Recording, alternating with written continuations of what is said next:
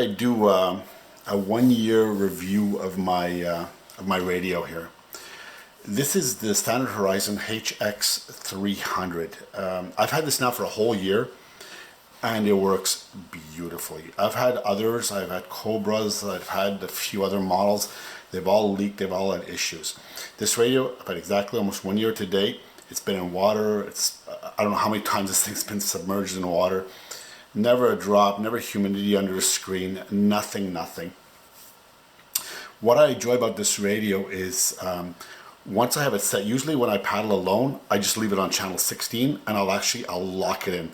You just push the button here, down here, hold it down, and now it's locked. Now, no matter what you do, it's locked on channel 16, which is great because when I'm alone and this thing's on my life vest, if I need it in an emergency, I just gotta grab it and transmit. It's always on when I'm alone.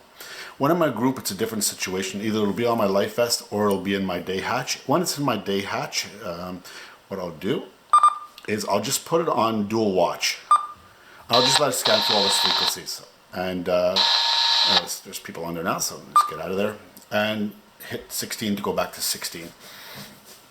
It's a very easy radio to use. The only things I really use are the weather channel, which is here. The Environment Canada forecast issued at 3 p.m. Saturday. Or 16. When we're in a group, we usually use like 68 or 69, those channels. Just, if we need to communicate with each other, or if somebody's already on the water, we're going to meet them. The antenna is removable, but if you remove the antenna and you're in the water, the radio is no longer watertight if you do that. So you have to be careful for that. This radio is actually designed, if you're using it on a ship, you could just unscrew the antenna and screw in an adapter to use it with the mast that's actually on the ship itself. Besides that, it's a light radio. Everything's completely sealed. You don't need to get to the battery or anything. The battery is charged through the little port right here. It's through USB, right in the side here, which is very convenient, so you don't take the batteries out or anything, or stand it in a stand. It works really good for that. The radio does float. And what's nice is because when it's on my shoulder, to key the mic, I can put my hand like this and just push the button. I don't have to take it off or anything. It's really accessible, so the mic and the speaker are up high. It's very clear, very easy to understand. It's very intuitive to use. It's great. My friends all have higher end radios and they've had issues with them, water ingestion and this and that. And this one I've been lucky. It is nothing.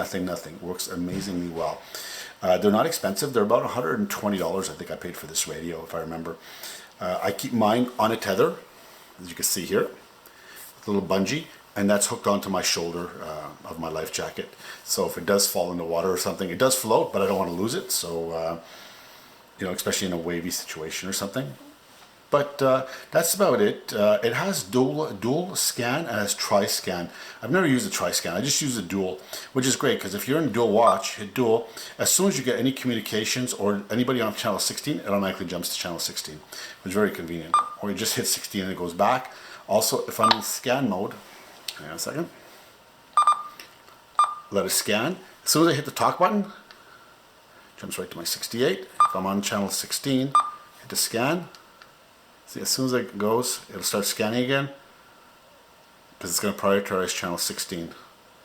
So, and there we go. See, it jumps right back to channel 16 if you were on 16 last time. Very easy to use. Also, there's some contacts on the radio right back here. There's 2 contacts. Now what happens when they get wet, there's a little light that lights up down here and it flashes red.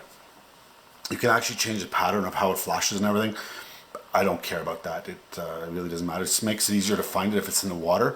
I can see maybe at night if you were to drop in the lake or something, or if I'm paddling and it fell off my jacket, it would be easier to find. But like I said, it's tethered to me or the boat all the time, so it doesn't go anywhere. That's about it. I highly recommend this. It's a HX300. They have another one out that came out, I think, a year or so ago, HX270, and that's actually got an FM radio in it. You know what? It's not so bad. I just wanted simplicity, so I got this. But on second, thinking about it later on after I got this one, maybe it would have been nice to have a little FM radio with me on the water. But for simplicity wise, you can't beat this. Nice and easy. If something happens to it, it's inexpensive to replace. So I highly recommend this. If you're looking for a VHF that's light, that's small, fits nicely in the hand, waterproof, and performs fantastic.